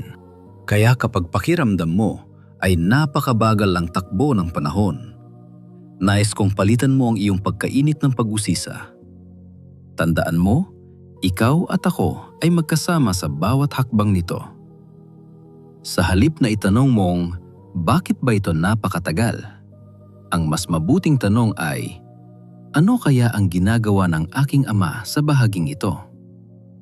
Dahil laging may nangyayari kahit sa mga panahon na tila walang gumagalaw sa ibabaw. Kahit sa mga araw na tila hindi sinasagot ang iyong mga dalangin. Sa ilalim ng lupa, sa mga lugar na hindi mo pa nakikita, patuloy akong gumagawa. Lumalalim ang iyong mga ugat, pinatitibay ang pundasyon, at ang mga lumang bagay na kailangang gibain ay maingat kong tinitibag. Ang panahon ng tila katahimikan ay hindi nangangahulugang wala ako doon. Ito ay panahon para sa mas malalim na paggawa at ito ang pinakamahalagang bahagi kahit na ito ang pinakamahirap makita. Magtiwala ka sa aking takdang oras. Hindi ito bulag na pagtitiwala. Hindi ko sinasabing magpanggap kang madali ang maghintay o walang kabayaran ang kabagalan ng prosesong ito. Ang hinihini ko ay pagtitiwala na nakabatay sa kung sino talaga ako. Ako ang Diyos na tumatapos sa sinimulan ko. Hindi ako ang Diyos na magpapasimula ng pagbabago sa isang tao at iiwan na lamang ito sa gitna ng daan. Ang pangako ko na ibalik ang lahat ay kasing tibay ngayon gaya noong unang araw na nagsimula ako. Anuman ang kasalukuyang yugto na iyong kinalalagyan sa prosesong ito, nasa simula ka man ng matinding kirot o nasa mahabang gitna ng muling pagtatayo o kaya naman ay nasa huling bahagi kung saan sumisibol na ang bago. Ngunit nalilito ka pa rin dahil sa mga alaala ng nakaraan. Kasama mo ako sa bawat sandali. Hindi titigil ang paggaling na ito hanggat hindi ito lubos na nagtatagumpay. Ngayon, nais kong kausapin ang mga anak ko na nasa ilalim ng isang napakahirap na yugto sa kanilang paglalakbay. Alam ko ang bigat ng iyong dinaranas at nais kong mapanatag ang iyong puso sa aking mga salita dahil hindi kita iiwan. Ang sandaling matinding alinlangan, hindi ang pangkaraniwang pag-aalinlangan na madalas nating nararamdaman, kundi ang matatalas na tanong kapag napakahaba na ng iyong pagdurusa. Nagsisimula ka ng mag-isip kung totoo nga ba ang pagbabalik na ipinangako ko o kung para nga ba sa iyo ang aking mga salita o baka isa ka sa mga pambihirang pagkakataon na hindi ko na kayang ayusin. Hindi kasalanan ang mag-alinlangan, anak. Tugon lamang ito ng isang tao sa napakahabang bagyo. Hindi ako naririto upang parusahan ka, kundi upang samahan ka rito. Walang anumang limitasyon ang aking kapangyarihang magpanumbalik. Walang sugat, walang kabiguan at walang pinsala na hindi kayang maabot ng aking pagmamahal.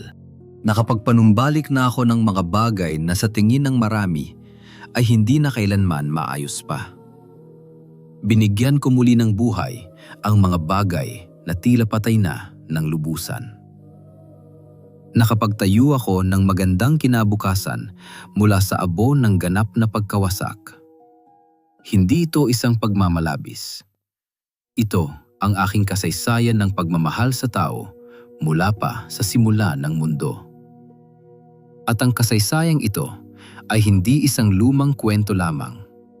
Ito ay katibayan ng aking pagiging Diyos. Hindi nagbabago ang aking katapatan dahil lamang sa tindi ng iyong kalagayan. Ang kapangyarihan ko sa iyong pagkawasak ay katulad ng kapangyarihang nagligtas sa iba noon pa man. Ang bunga ng aking presensya ay laging buhay, kaya hindi kahadlang. Ang pagkakaroon ng alinlangan ay hindi nangangahulugang hindi ka na maaaring mapagaling. Sa katunayan, ang ilan sa mga pinakamalalim na pagbabago ay nangyari sa mga pusong walang-wala ng pag-asa. Hindi hadlang ang pag-aalinlangan. Kapag dinala mo sa akin ang iyong mga tanong ng may katapatan, magiging daan ito para magkatagpo tayo. At ang tagpong iyon ang bubuo ng pananampalatayang dumaan sa lambak ng anino ng kamatayan, ngunit natuklasang ang lambak ay hindi ang huling hantungan. Ibigay mo sa akin ang iyong alinlangan mayon. Walang palamuti, walang pagkukunwari, kundi ang hubad na katotohanan ng iyong mga tanong, takot at bigat na iyong dinadala. Dalhin mo ito sa akin at malugod ko itong tatandapin. Kakausapin kita at sasalubumin kita sa gitna ng iyong kahinaan ng may tunay na pagmamahal. Babaguhin ko ang pundasyon ng iyong pag-aalinlangan, hindi sa pamamagitan ng pagtatalo o mga teolohikal na paliwanag, kundi sa loob mismo ng iyong puso.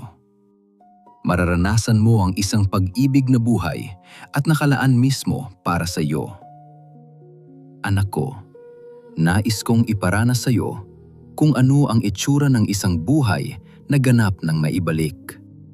Hindi ito isang pangarap o katang-isip lamang, kundi isang katotohanan na dahan-dahan ko nang hinuhubog sa iyong araw-araw na pamumuhay.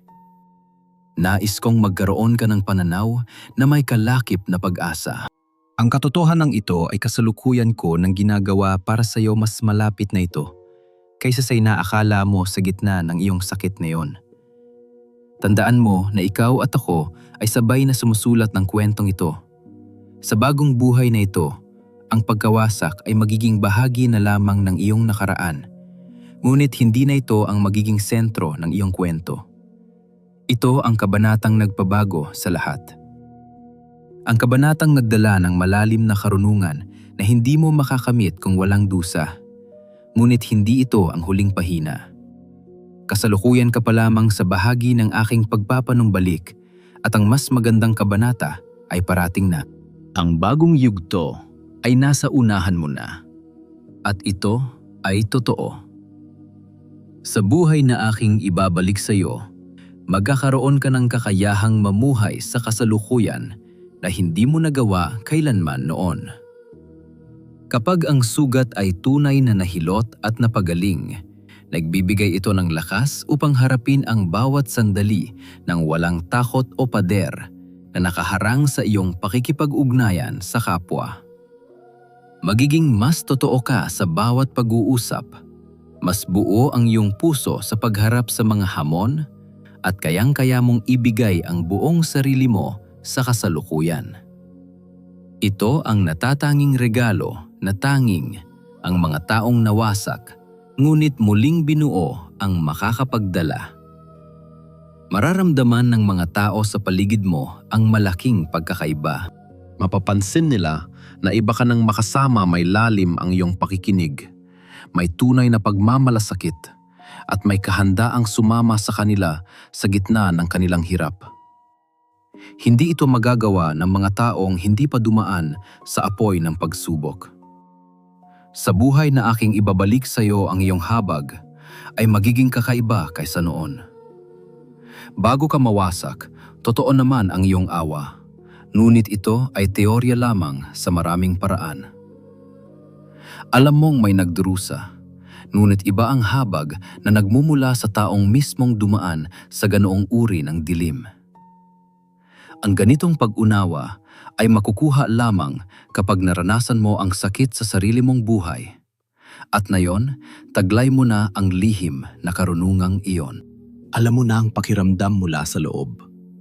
At ang kaalamang ito ang gagawa sa iyong habag na maging tumpak at mapagpalaya sa paraang hindi kailanman magagawa ng mga teorya o aklat lamang.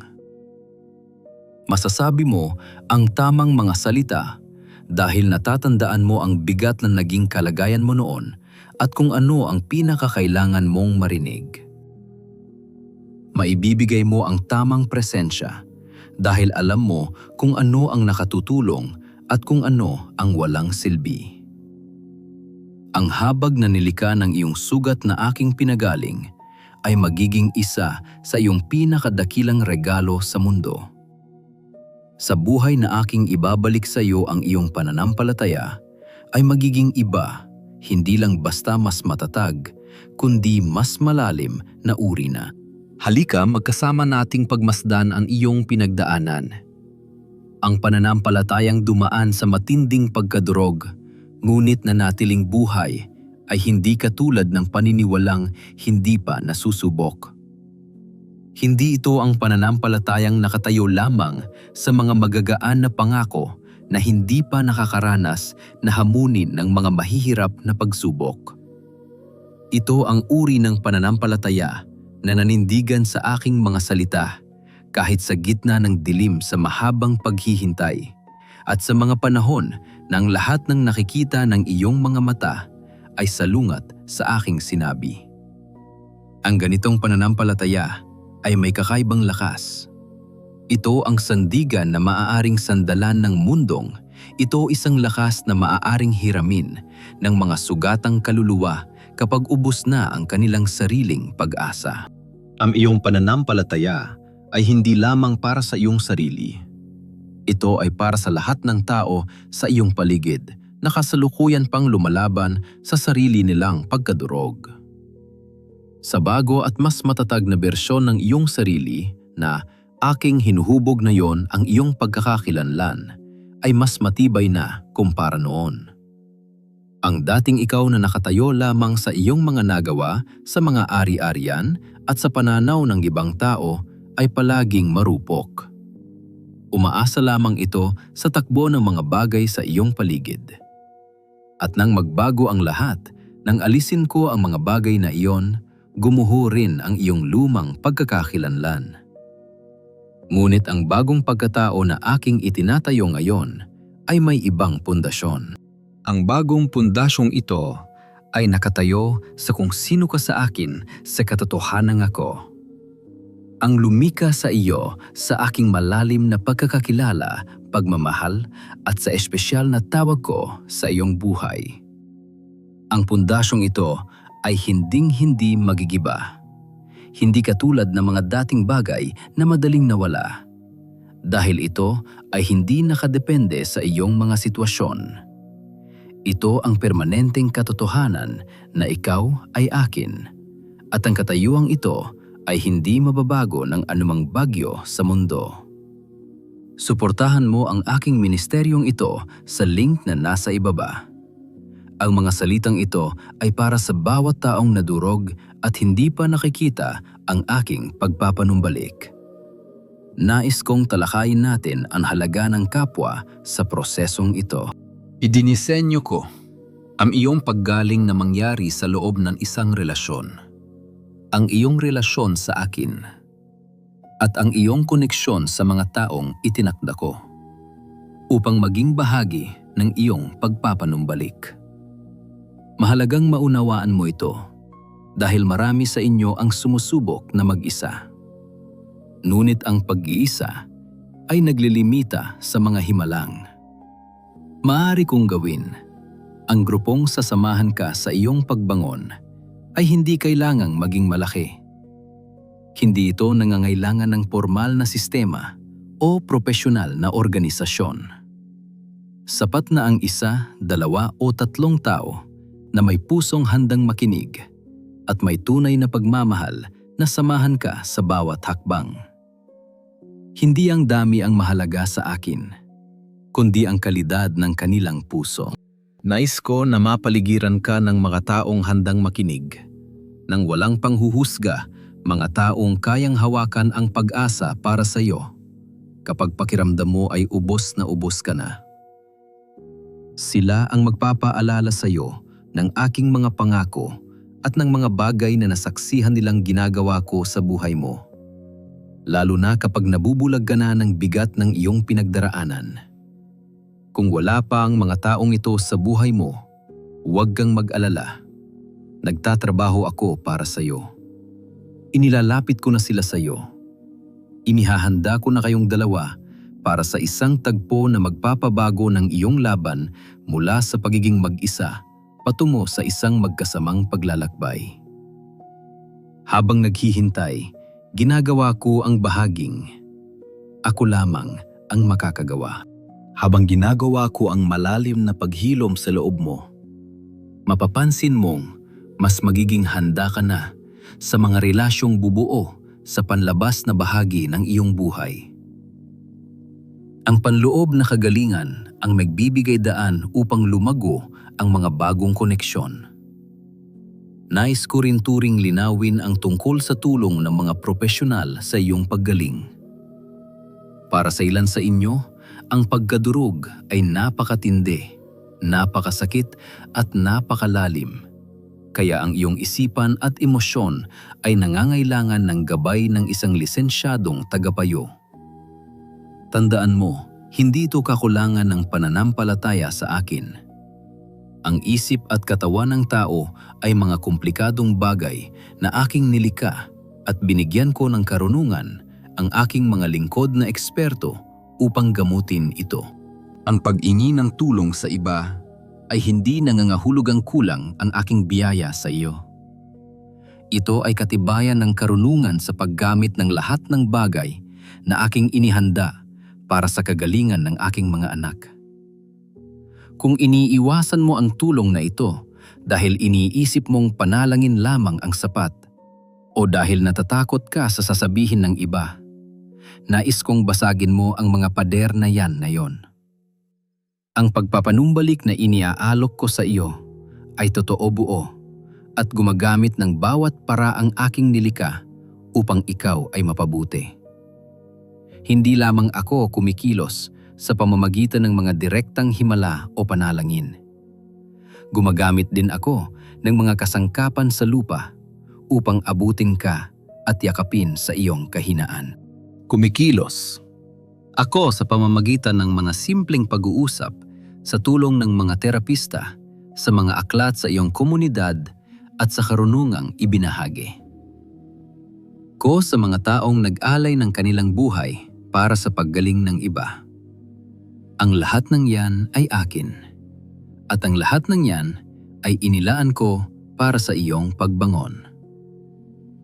Ngayon, hayaan mong sabihin ko sa iyo ang mga partikular na bagay na aking pinapanumbalik sa iyo sa mismong sandaling ito habang nakikinig ka sa aking tinig. Hindi ito para sa hinaharap, kundi ginagawa ko na ngayon. Ipinaparamdam ko muli sa iyo na ikaw ay kilalang kilala ko. Sa iyong pagkadurog, tila nawala ang katiyakan na ikaw ay tunay na pinapahalagahan at minamahal ng walang kondisyon. Mahal kita hindi dahil sa iyong mga nagawa, hindi dahil sa iyong silbi, at hindi dahil sa bersyon ng iyong sarili na madaling tanggapin ng mundo. Mahal kita sa kabuuan ng kung sino ka talaga kasama ang iyong mga sugat. Madalas alisin ng pagkadurog ang mga wad na dahilan, kaya ka minahal ng iba, at ang naiwan ay pakiramdam ng pag-iisa at kawalan ng halaga. Ngunit ibinabalik ko ang iyong kapanatagan sa pamamagitan ng pagpapatibay ng ating relasyon. Ang aking pagkakakilala sa iyo ay ganap walang kapintasan at hindi nakasalalay sa mga bagay na nawala sa iyo. Habang lumalalim ang ating ugnayan, ang lungkot at pakiramdam na ikaw ay walang nakakakita ay unti-unting mapapawi. Ipinapanumbalik, kumuli ang iyong kakayahang tumanggap ng mga magagandang bagay. Dahil sa iyong pagkadurog, gumawa ka ng pader upang protektahan ang iyong sarili. Natatakot ka ng magtiwala na ang mga mabubuting bagay ay mananatiling mabuti, kaya hindi mo hinahayaang mahalin, dahil natatakot kang baka bawiin din ito sa huli. Ang depensang ito ay nabuo dahil sa sakit ng iyong nakaraan. Ngunit upang tuluyan kang makatanggap, kailangan nating dahan-dahang gibain ang lohikang yan mula sa loob.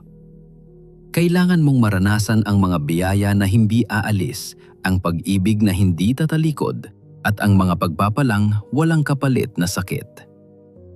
At ako mismo ang magbibigay ng mga karanasang ito sa iyo. Magpapadala ako ng mga biyaya sa iyong landas, at hinihiling kong sanayin mo ang iyong sarili na tanggapin ang mga ito ng buong puso. Huwag kang matakot. Hayaan mong pumasok ang aking kabutihan nang walang pag-aalangan na baka ito ay pain lamang para sa susunod mong kabiguan. Ipinapanumbalik ko muli ang iyong paningin para sa hinaharap. Dahil sa sakit, madalas na umiitid ang iyong pananaw na nakatutok lamang sa kung paano maitatawid ang bawat araw ng kalungkutan. Ngunit sa aking pagpapanumbalik, dahan-dahan kong palalawakin muli ang iyong abot tanaw habang nararamdaman mo ang aking pagkilos sa iyong buhay. Ang mga pangarap na akala mo ay namatay na ay muling mabubuhay. Aking anak nais kong ikaw. At ako ay magkasamang tumingin sa hinaharap. Ang kakayahang mang-arap muli at maramdaman ang pananabik sa mga darating na araw ay dahan-dahang babalik. Inihahasik ko na ang mga bagong pangitain at mga posibilidad para sa iyong bagong buhay. Tanggapin mo ang mga ito dahil ito ay totoo at galing sa akin. Ipinapanumbalik ko rin ang lakas ng iyong tinig. Madalas na pinatatahimik ng matinding sakit ang iyong kakayahang magpahayag. Kaya pinipili mo na lamang manahimik at magtago. Ngunit ibinabalik ko ang iyong tunay na boses, ang malayang pagpapahayag ng katotohanan na matagal nang ikinulong ng takot at pag-aalinlangan sa iyong puso. Mahalaga ang iyong tinig sa akin. Ang mga aral na natutunan mo mula sa iyong pagkadurog ay may mahalagang bahagi sa mundong ito upang magbigay ng pag-asa sa iba. Ibinabalik ko ang iyong tiwala sa sarili upang muli mong maipahayag ang iyong saloobin ng walang takot. Habang lumalalim ang iyong kagalingan, ang iyong boses ay magiging mas matatag, mas tapat at mas makatotohanan kaysa noon. Higit sa lahat, ibinabalik ko ang iyong kagalakan. Alam kong pinatay ng matinding lungkot ang iyong saya, minsan sa mabilis na paraan at minsan naman ay unti-unti hanggang sa hindi mo na malayang matagal ka na palang hindi nakangiti. Ngunit na yon, muli kong pupunuin ang iyong puso ng tunay na ligaya. Ang kagalakan ay isa sa mga pinakamalinaw na palatandaan na ikaw ay tunay na buhay at buo. At kapag ito ay nawala o pilit na itinago doon, kung nakikita kung gaano kalalim ang sugat at pagkawasak sa iyong puso, kaya naman narito ako upang ibalik ang kagalakang iyon sa iyo. Hindi ang mababaw na saya na pilit mo lang ipinapakita sa mundo upang masabing maayos ka, kundi ang malalim, matatag at nakaugat na kagalakan na nanatili kahit sa gitna ng pagdadalamhati at ng magulong mundong ito. Isang kagalakan na hindi dumidepende sa perpektong sitwasyon, kundi nakasandig sa kung sino ako, sa aking mga ginawa at sa katiyakan ng magandang bukas na inihahanda ko para sa iyo. Darating muli ang kagalakang ito. Mararanasan mo ito sa maliliit na sandali. Muna, isang ngiti rito. Isang hindi inaasahang gaan ng loob doon. Ngunit ang maliliit na sandaling iyon ay magiging mas madalas hanggang sa ang kagalakan ang maging takbo ng iyong buhay at hindi na lamang isang panandaliang pagbisita. Anak, kung nais kong kausapin ng tapat ang bahagi ng iyong puso na labis na natatakot, ang takot na baka hindi sapat ang aking pagpapanumbalik. Natatakot ka na kahit matapos ang paghilom, kahit lumitaw ang bagong ikaw, at kahit maging mas masagana ang buhay mo pagkatapos ng pagkabasak, ay may kulang pa rin. Na nandoon pa rin ang panghihinayang sa nawalang bagay sa taong lumisan o sa pangarap na gumuho. Natatakot ka na ang buhay mo ay habang buhay ng may lamat at hindi na kailanman magiging katulad ng dati kung hindi ka sana nasaktan ng ganito. Totoo iyan at hindi ko ipagkakaila sa iyo ang katotohanan yan. Ang bago at pinanumbalik na buhay na ibinibigay ko ay hindi isang eksaktong kopya ng kung anong mayroon ka bago ka nawasak. Ito ay iba na ngayon. Ito ay isang buhay na may daladalang kasaysayan ng sugat at pagsubok at may kaunting lungkot doon. Kahit na totoo ang aking pagpapagaling, normal lang na maramdaman mo ang pait ng nakaraan. Ang pait ng mga pagkakataong hindi nangyari ng mga pangarap na hindi natupad at ng takbo ng buhay na sana ay naranasan mo kung hindi ka dumaan sa matinding hirap. Pinahihintulutan ko ang lungkot na yan. Bahagi yan ng pagiging tao, ang kakayahang maggalak sa kasalukuyan habang tinatanggap ang hapdi ng nakaraan. Ngunit tandaan mo, ang iba ay hindi nangangahulugang mas mababa. Magkaiba ang lumang bersyon at ang bagong bersyon. Ngunit hindi ibig sabihin na mas masahol ang bago. Ang taong hinuhubog ko ngayon sa proseso ng pagpapanumbalik ay hindi isang mahina o kulang na bersyon ng kung sino ka sana kung hindi ka nasaktan. Sa katunayan, ang taong dumaan sa apoy ng pagsubok ay may lalim na hindi kailanman makukuha ng taong hindi nakaranas ng hirap. Mas malalim ang iyong pangunawa. Mas mayaman ang iyong awa sa kapwa. Mas matatag ang iyong pananalig at mas buo ang iyong pagkatao. Mas kaya mo nang magmahal ng tapat dahil tinanggal ng pagkabasak ang mga harang sa iyong puso na walang ibang makakatanggal kundi ang apoy na ito. Ang bagong buhay na naghihintay sa iyo ay hindi isang pampalubag loob lamang. Ito ang buhay na noon pa man ay inilaan ko na para sa isang taong dadaan sa ganitong pagsubok, lalabas ng matatag at magiging isang natatanging instrumento na makakagawa ng mga dakilang bagay sa mundong naghihintay sa kanya. Hinuhubog kita para sa isang tiyak na layunin at ang paghubog na ito ay nangangailangan ng ganitong uri ng proseso. Maaring hindi pa tapos ang lahat, ngunit malaki na ang pinagbago mo. Ang unti-unting nabubuo sa iyong pagkatao ay eksakto sa plano ko. Hindi ako nadidismaya sa iyong pagbagsak o sa kung nasaan ka man na yon sa iyong paglalakbay. Hindi ako nainip sa takbo ng iyong paggaling. Narito ako, kasama mo, nakatutok tapat, at may buong tiwala sa magiging bunga ng lahat ng ito. Alam ko kung ano ang aking itinatayo sa iyong buhay at titiyakin kong ito ay magiging kahanga-hanga. Ngayon nais kong talakayin ang tapang na kailangan sa prosesong ito ng pagpapanumbalik. Kulang ang lahat ng ito kung hindi natin kikilalanin na ang paggaling ay hindi isang bagay na hihintayin mo lang nang walang ginagawa. Hindi ka parang sirang gamit na nakatambak lang habang kinukumpuni. Ikaw ay isang taong may bahaging dapat gampanan sa sarili mong pagpapanumbalik. At ang pakikibahaging ito ay nangangailangan ng kakaibang tapang sa bawat yugto. Kailangan mo ng tapang na maging tapat ang kahandaang aminin kung nasaan ka talaga ngayon, kahit na ang katotohanan iyon ay hindi ang lugar na nais mong kalagyan o inaasahan ng iba. Tapang na sabihing hindi ko na kaya kapag talagang hindi mo na kaya. Tapang na magtanong, bakit ganito kapag gulong-gulo ang iyong isipan? Tapang na amining, galit ka kapag may galit sa iyong puso. Ang katapatang ito ang nagpapabilis sa iyong paggaling. Hindi tulad ng pagkukunyari na maayos ka na.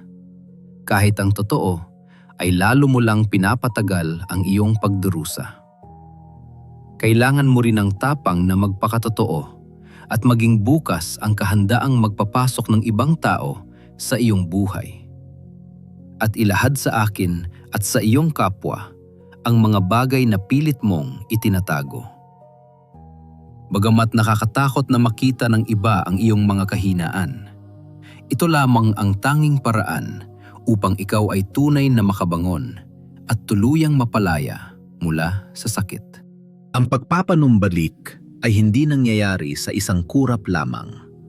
At madalas ay nagsisimula ito sa isang mapangahas na hakbang patungo sa kawalan. Ang unang panalangin kung saan inamin mo ang totoong kalagayan ng iyong puso, ang unang tawag sa isang tagapayo. Ang unang pagbabahagi ng iyong lihim sa isang taong mapagkakatiwalaan. O ang unang araw na pinili mong magtiwala sa aking pangako kaysa sa dikta ng iyong emosyon. Mukhang napakahirap at napakalaki ng unang hakbang na ito. Ngunit pinahahalagahan ko ang bawat isa rito. Nakikita ko sila kasama mo ako rito at gagamitin ko ito upang simulan ang pagbabago. Bukod dito, kailangan mo rin ang tapang na magpatuloy dahil ang paghilom ay nangangailangan ng mahabang panahon.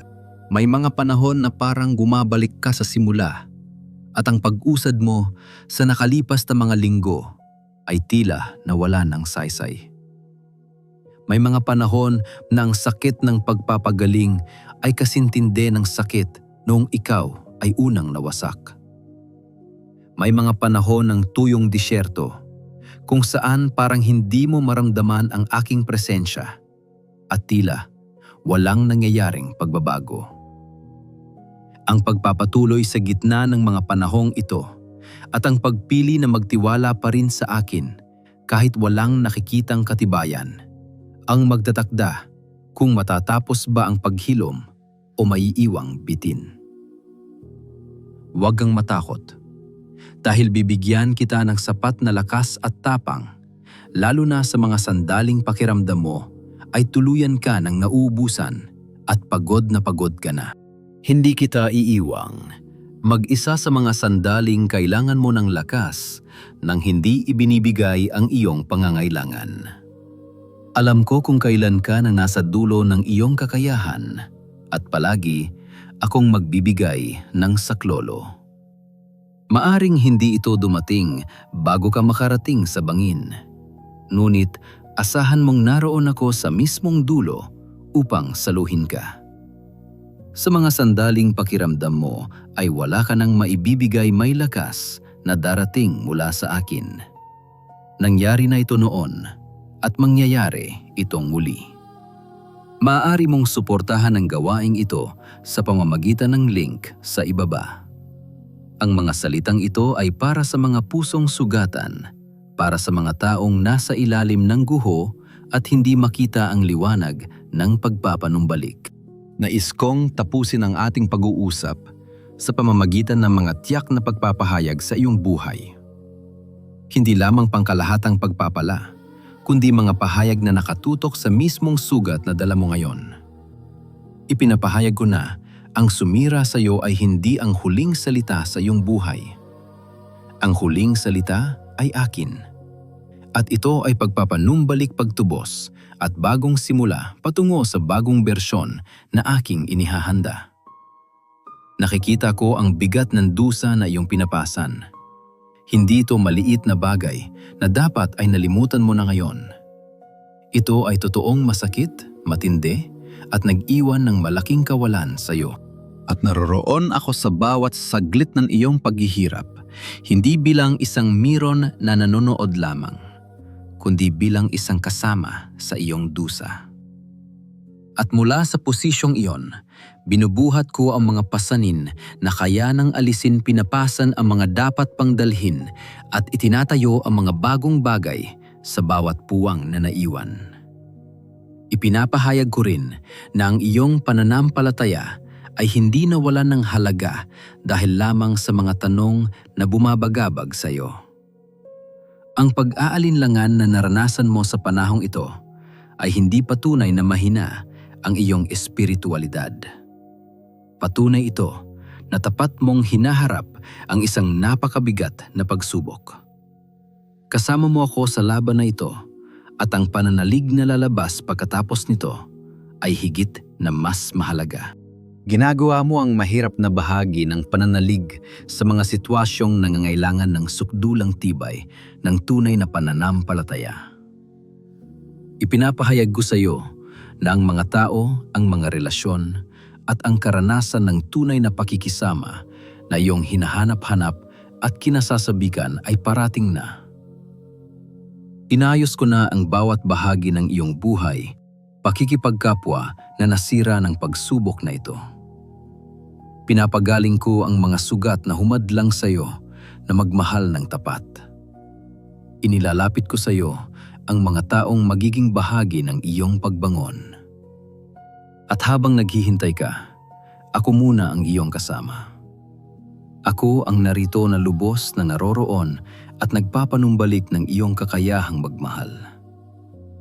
Ipinapahayag ko na ang iyong katawan ay nasa aking mga kamay.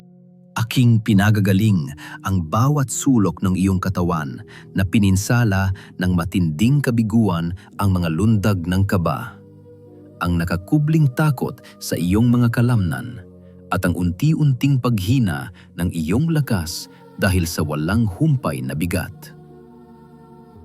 Ako mismo ang magbabalik ng kapayapaan sa mga bahagi mong laging nababalisa. Palalayain ko ang bawat bahagi mong tila na paralisa sa takot. Ibabalik ko ang kapanatagan sa iyong buong sistema na ginulo ng mahabang pagdurusa. Ang aking pagpapagaling ay buo at aabot sa pinakamalalim na bahagi ng iyong pagkatao. Sinasabi ko sa iyo ngayon, ang pangarap mong gumuho ay hindi ang dulo ng aking mga plano. May bukas na naghihintay na naglalaman ng mga bagay na iyong inasahan kasabay ng mga biyayang hindi mo pa kayang isipin na yon. At unti-unti ko na itong hinuhubog mula mismo sa mga basag na piraso ng iyong nakaraan. Ang pagkawasak na iyong dinanas ay hindi ang kamatayan ng iyong bukas. Ito ang aking paraan upang muling hubugin ang iyong hinaharap tungo sa isang bagay na hindi mo mararating sa ibang daan, kundi dito lamang. Magtiwala ka sa aking pamamaraan. Magtiwala ka sa akin na siyang umaakay sa iyo sa dilim at maging handa ka sa kung anong anyo ng tagumpay ang naghihintay sa iyo dahil bibigyan kita ng pinakamagandang sorpresa. Sinasabi ko sa iyo ngayon, hindi ka ang kabiguang sumira sa iyo. Hindi ka tinutukoy ng iyong mga nawala, ng iyong sakit ng pagtataksil o ng pangarap mong naging abo. Ikaw ay aking nilikha, aking minamahal, aking anak, aking pinili at aking natatahing layunin sa mundong ito. Ang katotohanan ito ay hindi magbabago kailanman dahil nakatatak ito sa akin at ito ay mananatili magpakailanman. At ang proseso ng aking pagpapanumbalik sa iyo ay ang pag-akay sa iyo upang maranasan mo ng buo ang iyong tunay na pagkakakilanlan, upang isabuhay mo ito mula sa iyong kaibuturan at hindi lamang binalangkas mula sa labas. Ipinahahayag ko ngayon na ang iyong bukas ay maliwanag. Isang tunay, tiyak at personal na liwanag ang naghihintay sa iyo. Hindi dahil nalutas na ang lahat ng suliranin o natapos na ang hapdi ng nakaraan. Bagaman ang mga bagay na yan ay dumarating sa aking takdang panahon. Maliwanag ang iyong bukas dahil kasama mo ako roon. Kung paanong kasama mo ako sa kasalukuyan at kung paanong kasama mo ako sa iyong nakaraan, kahit hindi mo ako maramdaman doon. Naroon na ako sa iyong hinaharap at ang aking pananatili roon ang siyang magpapabago sa lahat ng bagay na naghihintay sa iyong pagdating. At naroon ako ng buong buo at walang bawas hawak ang buong lakas ng aking pagmamahal at kapangyarihan kasabay ng aking tapat na pangako na muling gubuin ang bawat nagkapira-pirasong bahagi ng iyong buhay. Ngayon, nais kong sabihin sa iyo ang pinakamahalagang katotohanan na dapat mong malaman. Ikaw ay lubos kong minamahal. Hindi sa pangkalahatang paraan lamang, kundi bilang ikaw, ang mismong tao na nakikinig sa aking mga salita ngayon na may dalang sariling sugat at kabiguan. Minamahal kita nang walang anumang kapalit, walang hangganan at walang kapangyarihan ang makapag-aalis o makapagbabawas nito, anuman ang nangyari sa iyong nakaraan o mangyayari sa hinaharap. Ang aking pag-ibig sa iyo, ang pinakamatatag, pinakatotoo at pinakamatibay na sandigan sa buong buhay mo. At ang pag-ibig na ito, ang matibay na pundasyon ng aking pagpapanumbalik sa iyo. Ito ang nagbibigay daan upang maging tiyak ang iyong muling pagbangon. Ito ang nagpapatunay na ang pagtatapos ng mga bagay na sumira sa iyo ay hindi dulo, kundi isang bagong simula, ang simula ng pinakamahalagang kabanata ng iyong buhay. Sa kabanatang ito, ang mga magagandang bagay na noon ko pa nakikita sa iyo ay makikita mo na rin sa iyong sarili. At ang aking mga binuo sa loob mo ay masisilayan na ng buong mundo. Ang iyong pagkabigo at ang iyong muling pagtayo ay magkasamang lilika ng isang kahangahangang patotoo na matagal nang inaasam ng marami. Dito kita inaakay, aking anak. Ito ang dulo ng landas na iyong tinatahak at ipinapangako ko sa iyo na ang ganda ng hantungan ay higit pa sa hirap ng biyahe. Mula sa aking kinalalagyan kung saan nakikita ko na ang dulo mula sa simula, at dahil alam ko kung anong dakilang bagay ang aking binuo sa gitna ng lahat ng ito, nangangako akong ang hantungan ay higit na karapat-dapat kaysa sa hirap ng daan. Manatili kang kasama ko patungo sa buhay na naghihintay sa iyo sa kabilang panig ng kabiguan at sa paggaling na nagsisimula na ngayon sa iyong puso. Ang sumira sa iyo ay hindi ang dulo. Ipinapangako ko na ibabalik ko ang lahat ng nawala sa iyo. Ito ang aking salita na kasing tatag ng aking pangalan. Tanggapin mo ito ng buong buo. Ang mensaheng ito ay para sa iyo at sa mga taong nasa ilalim ng guho na hindi na makakita ng pag-asa. Suportahan ang gawaing ito sa link na nasa ibaba. Tabil ito ay nagsisilbing gabay sa kanila. Ang mensaheng ito ay ipinapadala ko sa mga taong isang hakbang na lamang mula sa tuluyang pagsuko. Ngunit isang salita na lamang din ang kailangan upang piliin nilang magpatuloy. Maging bahagi ka sa paghahatid ng aking salita sa kanila. Maraming salamat sa bawat pagod at hakbang na iyong ginawa upang marating ang sandaling ito ng pagtanggap. At salamat sa kung paano mo gagamitin ang iyong muling pagbangon, ang iyong patotoo sa aking mga ginawa sa iyong buhay at ang ginto sa iyong mga bitak. Salamat sa kahanga-hanga at walang katulad na buhay na sumisibol mula sa iyong pagkabasak na may dalang patunay ng aking walang humpay na paggabay. Humakbang ka ng may katapangan, aking anak. Ikaw ay yakap minamahal, pinagaling, at kailanman, kahit isang saglit, ay hindi ka nag-iisa sa labang ito.